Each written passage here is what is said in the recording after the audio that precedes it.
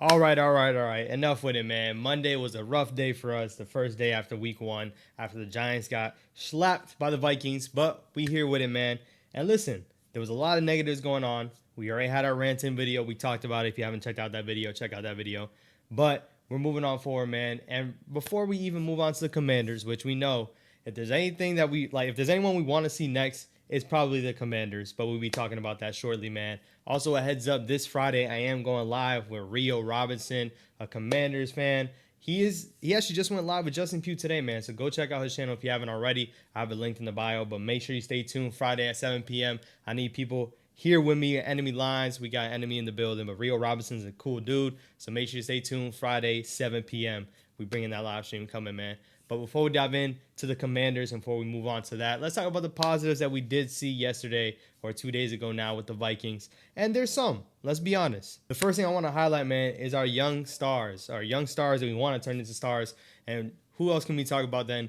Malik Nabers. Malik Nabers' debut, he had 5 receptions for 66 yards, averaging 13 yards a pop. And let's be real, y'all. We can talk about the play calling, we can talk about Daniel Jones, but Malik Nabers, he looked pretty solid.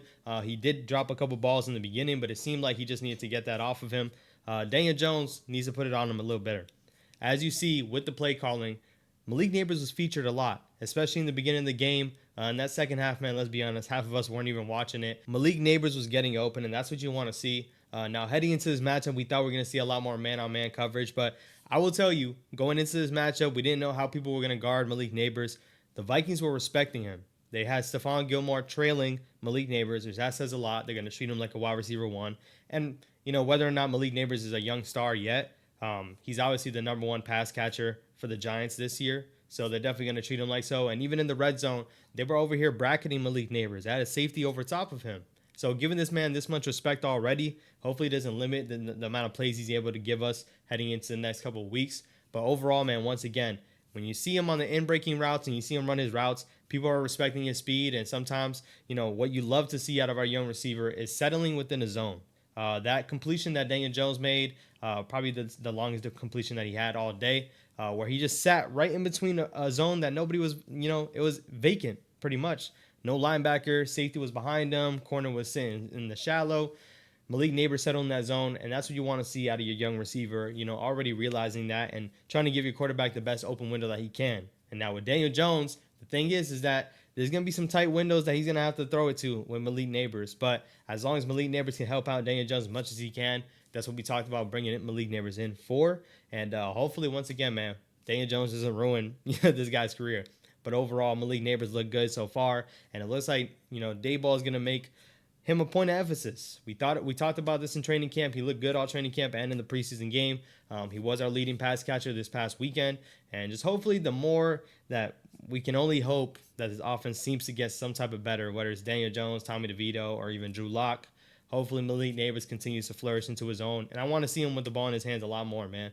Heading into the previous game with the Vikings, Wan'Dale Robinson did get targeted the most, 14 targets. Wan'Dale is going to hear his name called a lot when they're trying to get the ball out quickly. Now it's just a matter of the guy putting it on him. I did see some missed throws when it comes to throwing to Wan'Dale Robinson, so hopefully Daniel Jones, once again, a lot of his content on Daniel Jones, but we're not here to talk about Daniel Jones. Overall, the receivers, I even seen a stat out there that their separation was pretty good heading in past this weekend, so hopefully they continue to these things up.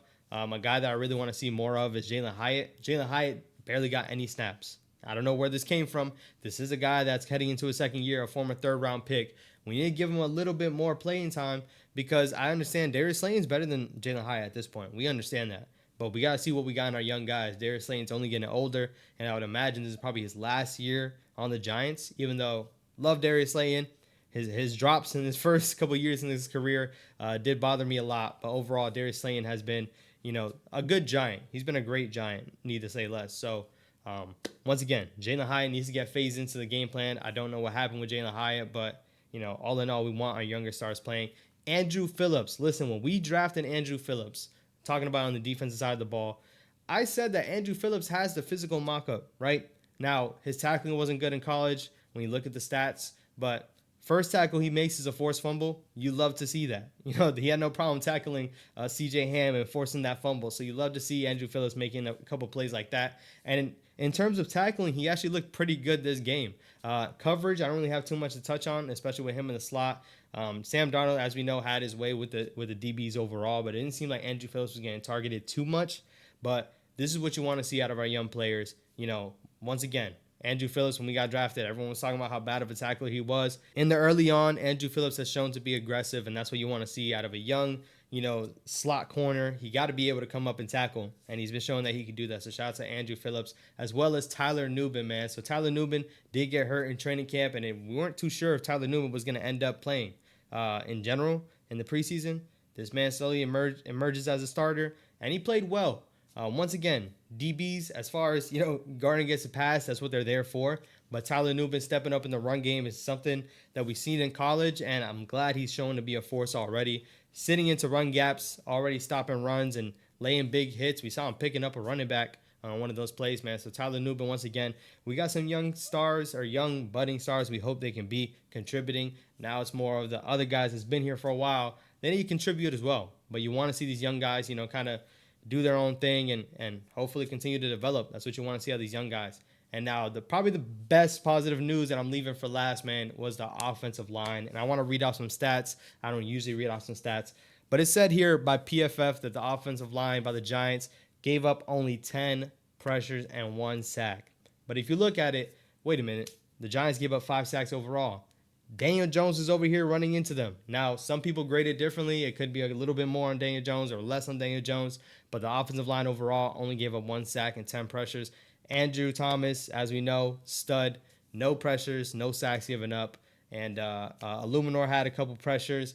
On the interior, had a couple pressures. But overall, man, comparing to last year, this stat line was tripled by week 1. Literally tripled. So to say that the offensive line looked competent, that's what you wanted to see. And borderline top 15 in the league last week. Now, the Vikings don't have a premier pass rush, in my opinion. Yes, they did get after Daniel Jones, but I think a lot of it was Daniel Jones. So I'm looking to see how they perform, especially heading into the Commanders, but they're also going to face a lot more better talented D-lines as well. And that's where we'll really see where we're at. But nevertheless, a great start, because last year they barely had any good starts overall, man. So shout out to the O-line. And that's going to wrap it up for all the positive news overall from this week.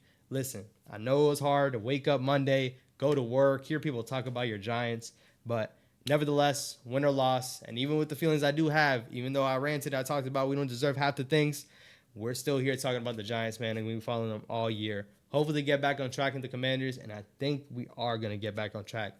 But make sure you stay tuned for another video coming soon. Once again, we go on live Friday night, 7 p.m. Make sure you pull up. I appreciate y'all. Let me know how you feel in the comments, man. I'll catch you. Peace.